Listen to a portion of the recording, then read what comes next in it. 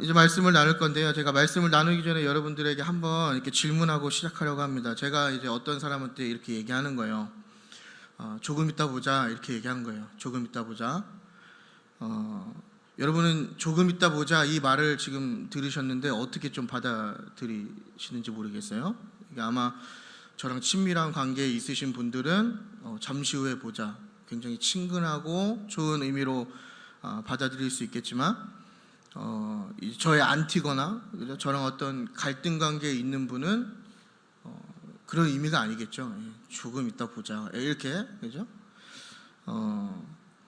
오늘 말씀의 제목이 이제 하나님 만나기를 준비하라입니다. 이게 같은 맥락에서 지금 우리가 이해할 수 있는데 이 제목이 어디에서 나오냐면 아모스서 4장 12절에 이제 아모스 선지자가 북이스라엘 향해서 선포하는 말씀이 바로 하나님 만나기를 준비하라입니다. 그러니까 우리가 이것을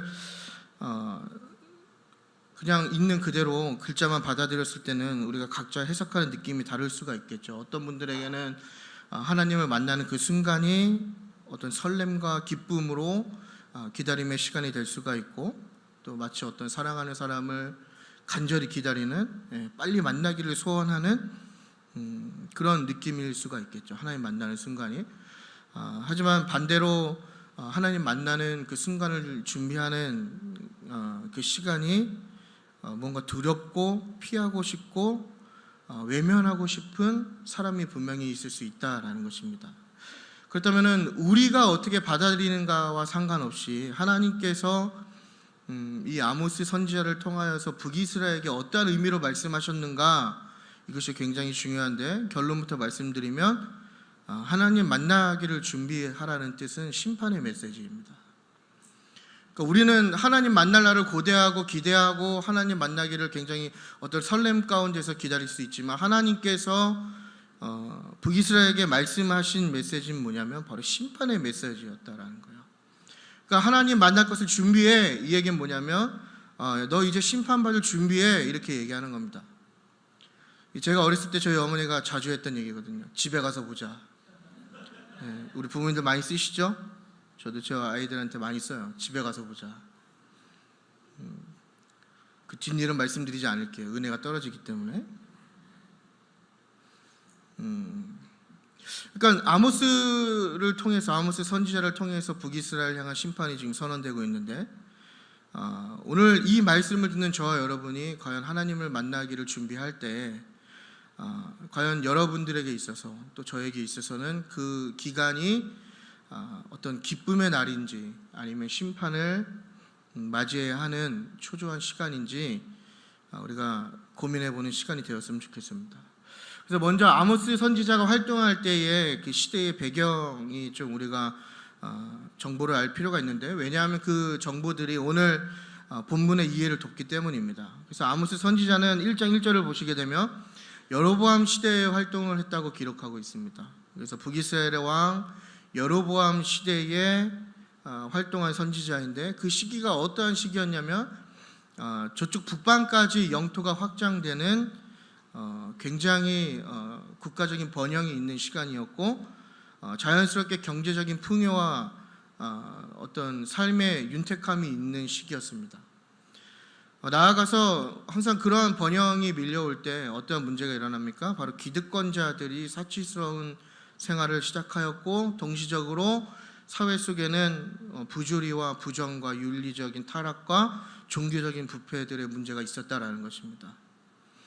그러니까 표면적으로는 굉장히 부흥하고 있고 잘 되고 있고, 마치 우리가 그것을 이해할 때 잘됨을 우리는 하나님의 축복이라고 많이들 이해하잖아요. 그래서 내 사업이 잘 되거나 어떤 내 계획한 일이 잘 되면 내가 지금 하나님께 축복을 받고 있구나, 혹은 반대로 내가 계획한 대로 되지 않으면 우리는 빨리 그것을 심판의 메시지로 이해하지만, 우리가 잘 될 때는 그것들을 무조건 하나님의 축복이라고 해석을 한단 말이죠. 근데 당시 북이스라엘은 그렇게 잘 되고 있음에도 불구하고 그들을 향한 하나님의 핵심적인 메시지는 뭐였냐면 심판이었다라는 거예요. 그러니까 이 얘기는 뭐냐면 우리의 삶 가운데 잘됨이 있을지라도 우리가 심판의 대상이 될 수 있다라는 거예요. 그러니까 우리가 이것을 굉장히 민감하게 영적 민감성으로 반응하고 받아들일 필요가 있다라는 것입니다. 종교적인 부분도 마찬가지죠. 형식적으로는 굉장히 화려했어요. 하지만 내부적으로는 종교의 타락이 있었고 선지자를 통하여 외쳐지는 선언되는 말씀 가운데에서도 돌이키지 않고 회개하지 않는 영적인 둔감성에 빠져 있었다라는 것입니다. 그러니까 영적으로나 사회적으로 굉장한 타락과 부패에 가득한 그 시대 가운데 하나님께서 이 아모스 선지자를 통하여서 이제 너희가 나를 만날 준비를 해야 돼, 이렇게 지금 선언하고 계신 거예요. 북이스라엘의 상황을 잘 돌아보면 오늘날 우리의 상황과 많은 부분이 비슷합니다. 여전히 뭐 경제가 어렵다고 얘기하지만 잘 살펴보면 어렵긴 하지만 그래도 우리의 삶은 매우 풍족합니다. 그러지 않습니까? 우리 삼시세끼 다 먹을 수 있고, 그죠? 심지어 맛없다고 음식도 버릴 수 있잖아요. 그러니까 우리가 느끼는 것은 상대적인 빈곤함이지 사실 우리의 삶을 잘 들여다보면 굉장히 풍족하거든요. 그리고 뭐 이러한 어려움 속에서도 여전히 기득권자들은 계속해서 자기의 이익과 또 그 부당한 이익을 통해서 자기의 부를 축적하고 있고 또 자신의 권리를 행사하고 있고 사치스러운 삶을 살고 있다라는 거예요. 이 사회는 어떻습니까, 여러분? 정의를 상실하고 부조리와 부정, 윤리적인 부패를 겪고 있는 여로보암의 사회상과 오늘날 저와 여러분이 사는 시대가 굉장히 비슷하다라는 거예요. 그러니까 단순히 그런 사회적인 문제뿐만 아니라 종교적으로도 우리가 굉장한 부패를 겪고 있죠. 여러분은 여러분이 믿는 기독교에 대해서, 특히 한국 교회에 대해서 어떻게 평가하시는지 모르겠어요. 긍정적으로 바라보시는 분도 계실 것이고 뭐 좋게 이해하시는 분도 계시겠지만 사실 우리의 전망이나 평가는 세상이 우리를 바라보는 눈은 그렇게 긍정적이지 않습니다.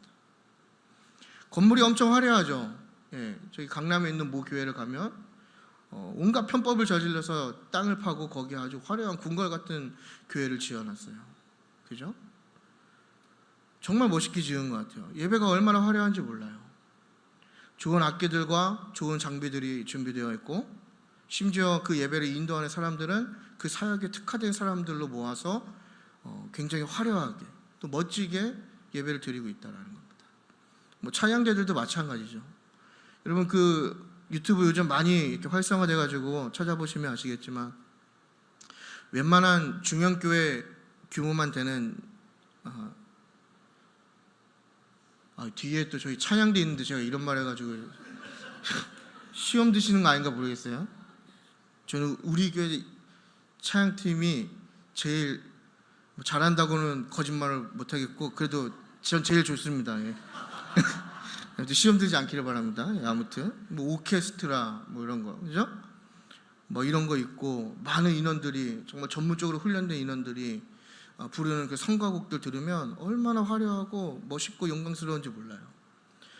그것뿐만입니까, 여러분? 부활절이나 성탄절 같은 시기에 뭐 하냐면요, 스테디움 빌려서 화려한 축제를 열어요. 막 5만 명, 6만 명이 모여서 무슨 뭐 기도회 한다 그러고 각성 집회 한다 그러고 또 뭐 광화문 거리에 막 행진을 하고 겉으로 보면 굉장히 화려한 것이죠. 특히나 한국교회 성도들의 특징이 뭡니까, 여러분? 종교심이 너무 투철하잖아요. 그래서 굉장한 열심을 다하고 예배도 너무 많이 드리는 것 같아요. 그죠? 새벽 예배, 수요 예배, 또 뭐 있죠? 금요 예배, 뭐 어떤 경우니까 토요일 헌신자 예배, 주일 예배, 거기에 또 우리가 뭘 붙입니까, 여러분? 특별자를 붙이면 매일 나와야 돼요. 매일 나와야 돼요. 그죠? 많은 예배 드리고 열심히 헌신하시잖아요. 오늘만 봐도 아침부터 일찍 나오셔가지고 막 헌신하고 계시고 어제도 준비하고 계시고 우리가 이렇게 열심히 하고 있고 굉장한 화려한 예배가 있고 또 우리가 이런 종교심이 있는데 그러나 이 교회들과 그리스도인들에 대한 평가를 보면 그것들과 무관한 평가가 지금 주어지고 있다는 게 우리가 주목할 점이다라는 겁니다. 그러니까 우리가 굉장한 영적 둔감성에 노출되어 있다라는 거예요. 그러니까 종교적인 상황 역시도 북이스라엘과 굉장히 흡사하다. 우리가 이렇게 이해할 수 있는 겁니다. 그래서 이런 상황에 만약에 하나님께서 지금 이 시간에 저를 통해서 혹은 우리의 내면적인 외침을 통해서 하나님 만나기를 준비하라 라는 말이 우리에게 들려올 때 과연 저와 여러분은 그 말을 어떻게 이해할 수 있겠냐라는 거예요. 아마 하나님께서는 이 시대와 상황을 보시면서 심판의 메시지를 전하지 않으실까, 이렇게 우리가 이해할 수 있는 게 더 성경적인 해석 같습니다. 그래서 오늘날 교회와 성도들이 사실 굉장한 위기 가운데 있습니다.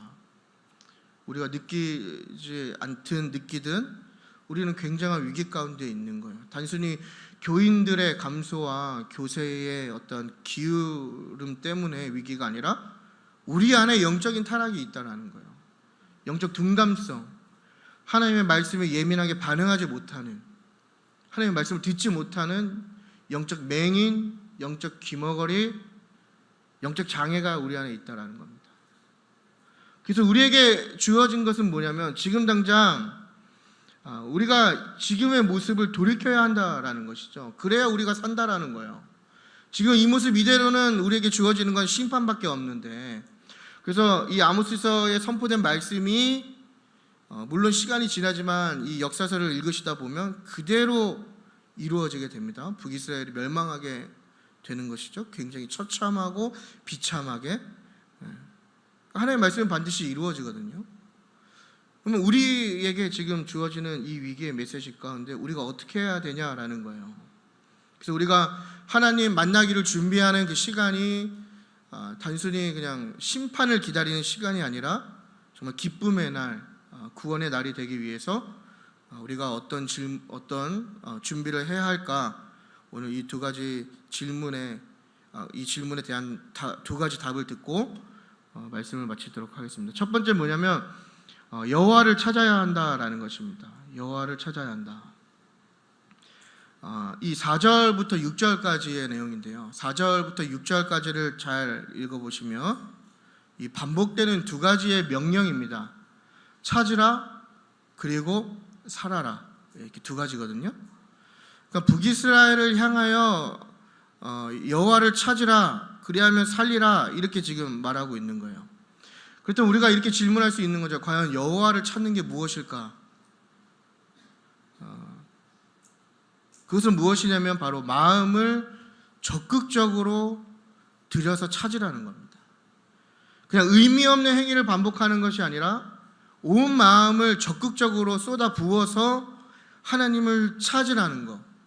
나아가서 그 마음을 쏟는 것에서 끝나는 것이 아니라 잘못된 종교 행위를 즉각적으로 멈추라고 이야기하는 것이 바로 여호와를 찾는 진정한 의미인 것입니다.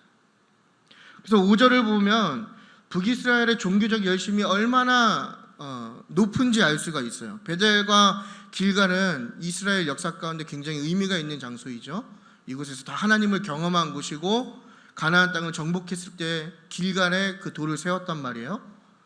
동시에 이 북이스라엘의 현재 상황에서는 바로 이 베델과 길갈이 종교적인 우상숭배의 핵심 지역이었습니다. 그러니까 굉장히 많은 우상숭배, 종교적 활동이 일어나는 곳이 바로 이 베델과 길갈이었단 말이에요. 근데 이 브엘세바는 뭐 하는 곳이냐면, 아브라함이 창세기 말씀 보시면 그 에셀나무 심고 여호와를 부른 곳이 이 브엘세바이고, 또 이삭과 야곱에게 하나님께서 현현하신, 하나님께서 나타나셔서 하나님을 보여주신 장소가 바로 이 브엘세바란 말이죠. 그러니까 이 이스라엘 민족에게 지금 베델과 길갈, 브엘세바는 종교적인 의미도 있지만 역사적으로 굉장히 중요한 의미를 갖고 있는 지역인데, 이 브엘세바는 또 어떤 곳이냐면 여러분 그 최남단입니다. 그래서 우리가 이스라엘을 표현할 때 브엘세바에서 단까지, 그러니까 우리가 대한민국 표현하면 부산에서 서울까지라고 하나요? 우리는 인천이니까 부산에서 인천까지. 그러면은 남한을 표현하는 것처럼 이스라엘의 영토를 표현하는 건 뭐냐면 브엘세바에서 단까지. 그러니까 브엘세바가 최남단입니다. 그러니까 북이스라엘은 북쪽에 있는 것이고 베델은 더 위쪽에 위치해 있겠죠. 근데 이 브엘세바까지 뭘 하냐면 순례를 떠나는 거예요. 그러니까 당시의 그림을 생각해 보자는 거예요. 지금처럼 뭐 차를 타거나 뭐 어떤 이동 수단을 이동해서 가는 것이 아니라 걸어서 최남단까지. 왜 가는 겁니까? 이 종교적 의미를 살리기 위해서. 굉장한 종교적 열심을 지금 갖고 있는 거예요. 그런데 하나님께서 이 종교적 열심이 있는 북이스라엘에게 뭐라고 말씀하시냐면 그것을 멈추라고 얘기하는 거예요. 참 아이러니한 거죠. 종교적인 행위를 멈춰라.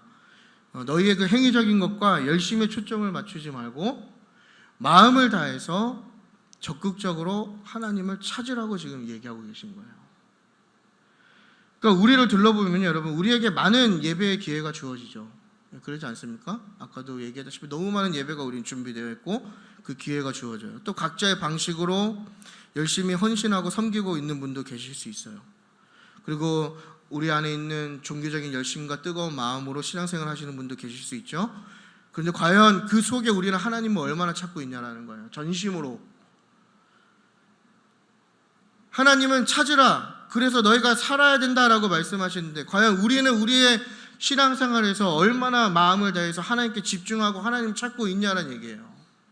그러니까 오늘의 본문이 우리에게 이 질문을 지금 던지는 겁니다. 과연 너희는 그렇게 반복되는 많은 예배의 행위 가운데 하나님을 전심으로 얼마나 찾고 있느냐.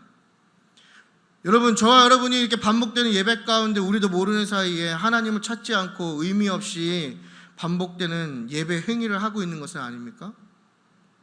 그래서 어떤 관람자가 되고 방관자가 되어서 마치 예배를 그냥 지켜보는 어떤 사람처럼 편안한 자세로 딴 생각을 하면서 예배를 지켜보고 계신 것은 아니십니까?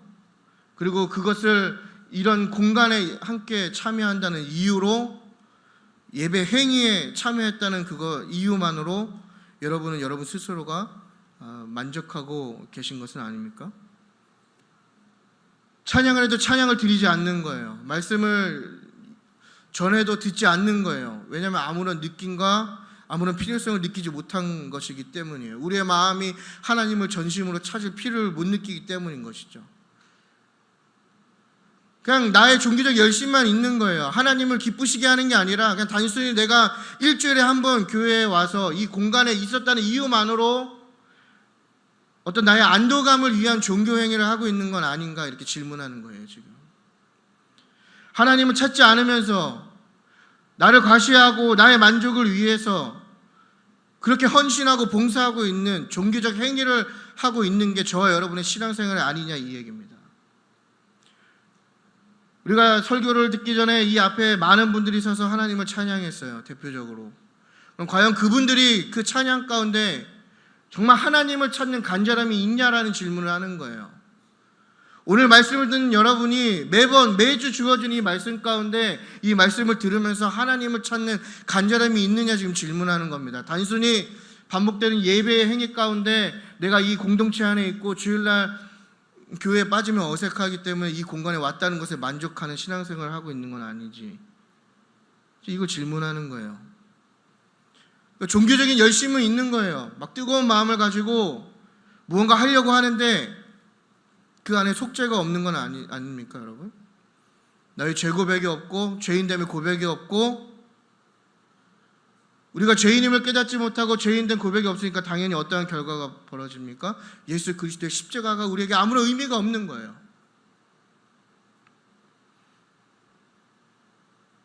돌이킴이 없는 것이죠. 우리의 삶에 변화가 없는 거예요. 아무런 결과물이 나타나지 않는 거예요. 그저 종교적인 행위, 열심만 갖고 있는 거예요. 성화도 없고요.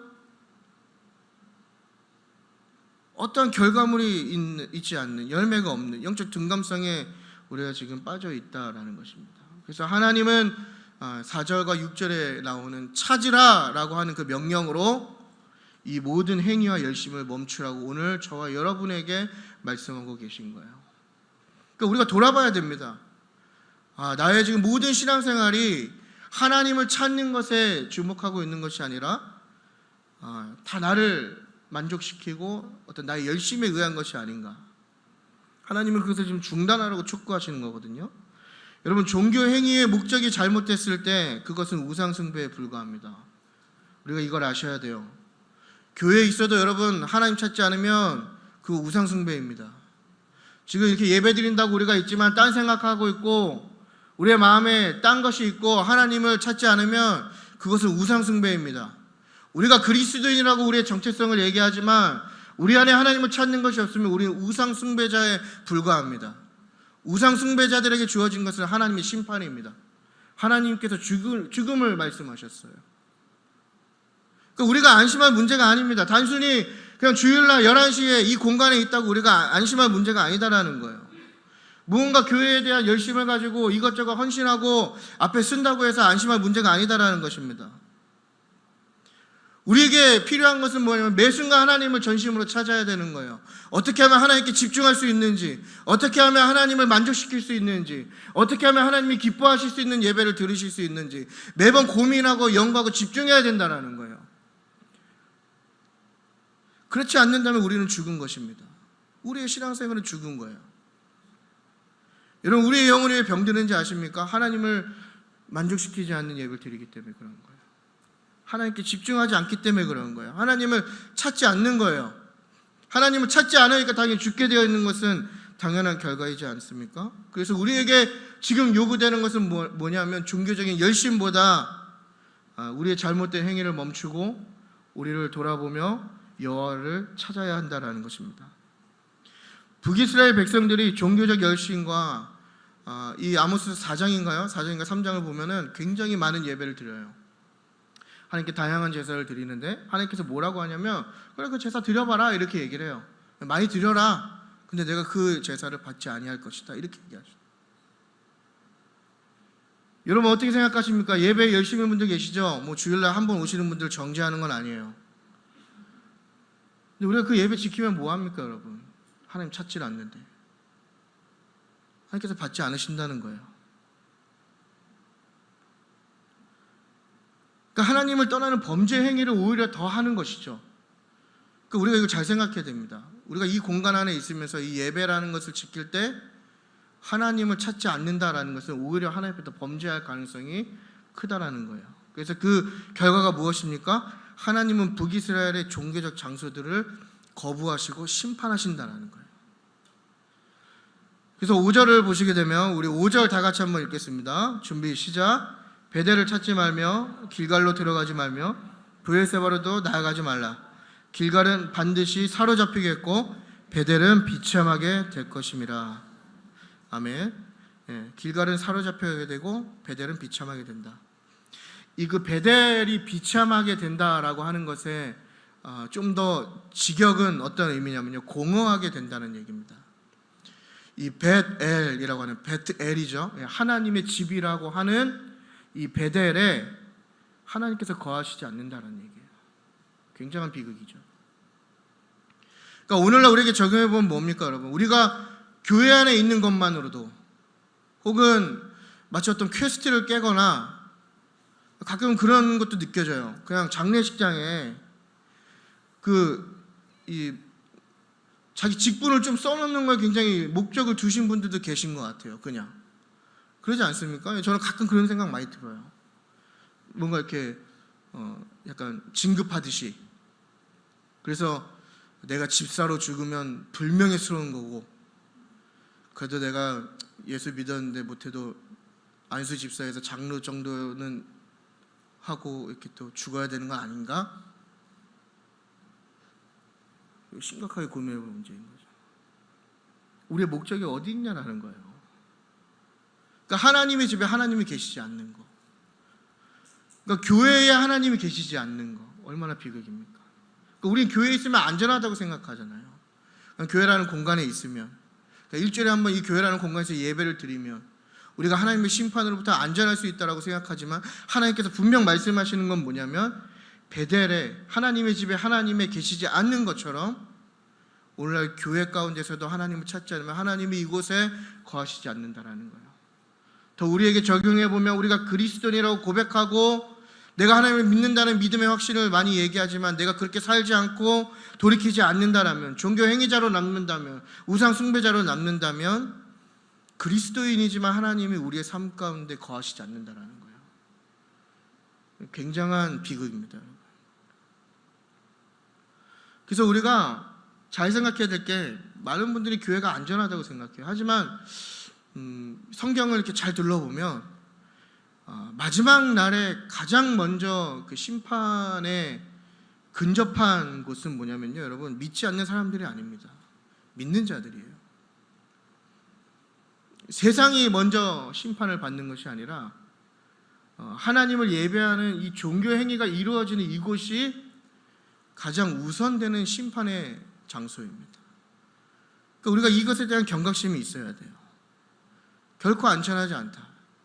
내가 교회 다니는 것만으로, 내가 어떤 직분을 갖고 있는 것만으로, 또 내가 그냥 내 스스로가 구원의 확신이 있다고 고백하는 것만으로 우리의 신앙이 결코 안정적이지 않다라는 겁니다. 그래서 우리가 이것을 기억하면서 그러면 하나님 만나기를 준비할 때 우리는 어떻게 해야 하는가? 바로 전심을 다해 하나님을 찾아야 되는 거예요. 그래서 여러분, 우리가 좀 돌이키셔서 하나님을 좀 전심으로 찾는, 매 예배 때마다 하나님을 좀 찾을 수 있는, 매 삶 가운데 하나님을 우리가 찾을 수 있는 저와 여러분이 되기를 축복합니다. 두 번째는 악을 미워하고 선을 사랑하는 정의의 삶을 살아야 한다는 것이죠. 7절에서 17절까지의 이제 내용을 가지고 우리가 말씀을 나눌 것인데, 7절을 보면 정의를 쓴 쑥으로 바꾸며 공의를 땅에 던지는 자들아, 이렇게 이야기합니다. 그러니까 종교적인 행위에 대한 심판을 이야기하신 뒤에 지금 이어서 뭘 얘기하냐면 이 정의에 대한, 공의에 대한 것을 지금 말씀하고 계시거든요. 그러니까 그 공의를 땅에 던지는 자들이 누구냐면 결국에는 종교적인 열심에 심취한 사람들을 가리키는 것인데, 이 사람들이 지금 어떠한 행위를 하고 있냐면 정의를 고통스럽게 만들고 또 괴롭게 만들고 그 공의로움을 땅바닥에 떨어뜨리고 있다라고 지금 이야기하는 거예요. 그러면서 10절과 13절을 보시게 되면 이 북이스라엘의 그 타락상을 잘 기록하고 있는데, 법정적 장소이죠. 그래서 그 성문 어기라고 하는, 구약을 많이 읽어보시면 나오실 거예요. 그 성문 어기가 어디냐면 그 이스라엘 가시면은 실로라는 곳이 있습니다. 거기가 이제 성 모양이 가장 잘 지금 보존되어 있는데, 그 실로에 가면은 이렇게 제사를 드리는 공간이 있고 또 왕이 거하는 공간이 있고, 그 거하는 공간에서 조금 나오면 성문 어기라는 곳이 있어요. 성문 옆에. 근데 그곳이 뭐 하는 곳이냐면 재판을 하는 곳이에요. 그러니까 공의로워야 되고 정의로워야 되는 그 장소인데, 이 정의가 선포되어야 되고 공의가 선포되는 이 장소에서 오히려 어떤 일이 벌어지냐면 바른 소리를 하는 자들을 책망한다라는 거예요. 그러니까 옳은 소리하고 정의로운 얘기하고 올바른 얘기하는 사람을 책망하고 있다. 나아가서 거기서 끝나는 것이 아니라 힘없는 자들을 짓밟고 억압하고 또 불법적인 세를 거두어서 가난하고 힘없는 자들을 억압하고 있다. 그러니까 사회적인 타락상이죠. 그래서 북이스라엘을 보면은 종교적인 행위와 종교적인 열심과 또 그 종교심과 삶이 분리되어 있음을 우리가 지금 발견할 수 있는 거예요. 그죠? 굉장한 종교적 열심이 있는데 이 삶 속에는, 이 사회 속에는 하나님에 대한 정의와 공의가 다 무너진 것이죠. 그러니까 언약 백성으로서 언약적 관계의 특성을 그냥 거부한 겁니다. 하나님의 말씀은 공의로운 것이고 정의로운 것이잖아요. 근데 그것을 다 깨트려 버리는 거예요. 반대로 폭력과 착취를 일삼는, 그죠? 전혀 다른 삶을 살고 있는 북이스라엘 모습입니다. 그래서 언약 백성임에도 불구하고 그 언약에 따른 정체성을 보여주지 않는 이분화된 삶을 살고 있는 것이 바로 북이스라엘의 모습이고, 그 모습을 12절을 보게 되면 뭐라고 지금 하나님께서 정의하시냐면 죄라고 지금 말씀하고 계신 거예요.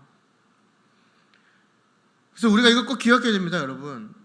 마치 하나님을 믿는 것과 공의와 정의는 상관이 없다고 생각하시는 분들이 많은 것 같아요. 근데 하나님께서 분명 지금 뭐라고 말씀하고 계시냐면 그 공의와 정의를 행하지 않는 것을 죄라고 지금 말씀하고 계신단 말이죠. 그래서 오늘날 많은 그리스도인들이, 저 또한 그래요. 제가 늘 설교를 준비할 때 늘 불편할 때가 있거든요. 그때가 언제냐면 제가 그렇게 살지 못하는데 얘기할 때 좀 불편해요. 솔직히 말씀드리면. 그래도 누군가 얘기해야 되니까 제가 말씀을 드리지만, 우리가 믿음에 대한 그 범위를 굉장히 종교 행위와 교회라는 장소에 우리가 제한시키는 뭐라 해야 될까요? 습관이 있는 것 같아요. 그래서 하나님만 열심히 찾고 어떤 종교적인 열심 막 뜨거우면 그게 믿음의 전부라고 생각하는 것 같아요. 그래서 예배만 잘 드리면, 또 교회에서 뭔가 헌신 열심히 하면 내 믿음이 되게 잘 믿고 있다, 또 내 믿음이 되게 건강하다, 이렇게 생각하는 것 같은데, 그런 사람들의 특징이 뭐냐면 삶과는 내 믿음이 전혀 상관이 없는 거예요. 그래서 그냥 주여만 열심히 외치면 되는 겁니다. 이 공간 안에서 주여 뜨겁게 외치고 내 삶의 모양과 형태가 어떠든지 아무런 상관이 없는 거예요. 불법을 저지르든 뭐 약자를 짓밟든 그것은 아무런 문제가 되지 않는 것이죠. 그래서 우리가 그것을 어떻게 확인할 수 있습니까? 그래서 우리가 약간 종교적인 것은 그나마 꺼리낌이 있어요. 그렇죠, 여러분? 하나님과 관련된 것에 조금 우리가 죄짓고 조금 하나님 앞에 부끄러우면, 그나마 좀 신앙심이 있다면 조금 막 우리가 하나님 앞에 좀 죄송스럽고 그러잖아요. 근데 우리가 삶 속에서 공의와 정의가 무너지는 그 악을 행사하고 악을 사랑하는 것에는 우리가 아무런 꺼리낌을 느끼지 못한다라는 거예요. 심지어 교회 안에서도 주님만 찾으면 된다고 생각하는 거예요. 그냥 그게 전부라고 생각하는 거예요. 그게 믿음의 전부이다.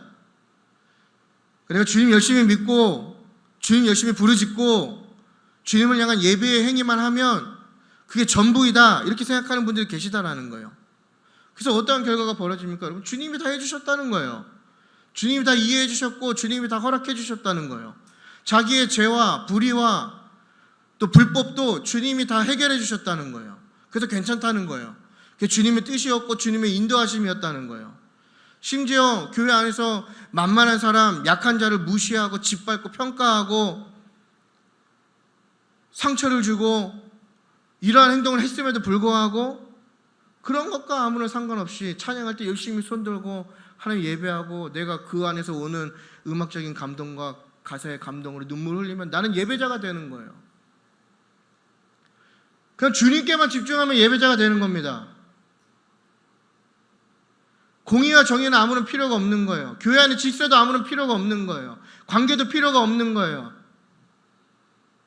내가 남에게 어떻게 하든지, 우리 안에 그러한 습성이 있지 않습니까? 딱 보기에 좀 만만하고 편하면 무시하고 쉽게 얘기하고 짓밟고 억압하고 평가하고 함부로 이야기하고 함부로 대하고,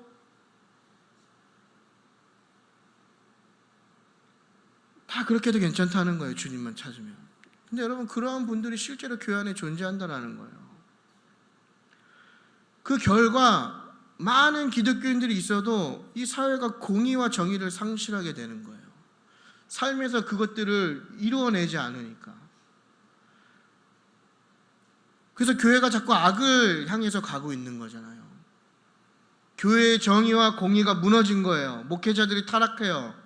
성도 간에 정말 나쁜 일들이 막 벌어지고 있어요. 근데 그것을 공의와 정의로 심판하고 하나님의 말씀으로 이야기하는 것이 아니라 하나님이 다 해주셨다는 거예요. 내가 하나님께 기도했더니 괜찮다라는 거예요. 우리가 그 사인을 어떻게 확인할 수 있죠?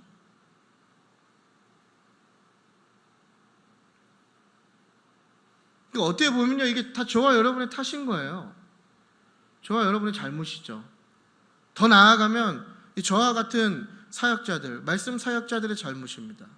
맨날 복받은 얘기만 하잖아요. 그죠? 이게 어떻게 보면 이게 잘못된 거예요, 여러분. 맨날 복받은 얘기하면 좋다고 박수치고 아멘하고 막 기뻐 웃고, 이런 아무스 얘기하면은 분위기가 어두워지고 걱정돼요. 제가 이따 여러분들 인사 안 하고 그냥 내려갈까 봐요. 네?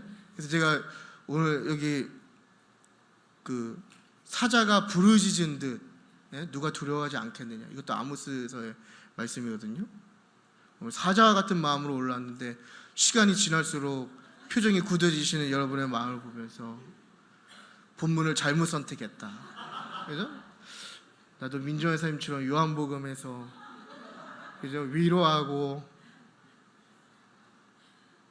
하지만 여러분, 우리가 돌아볼 문제긴 하죠. 네.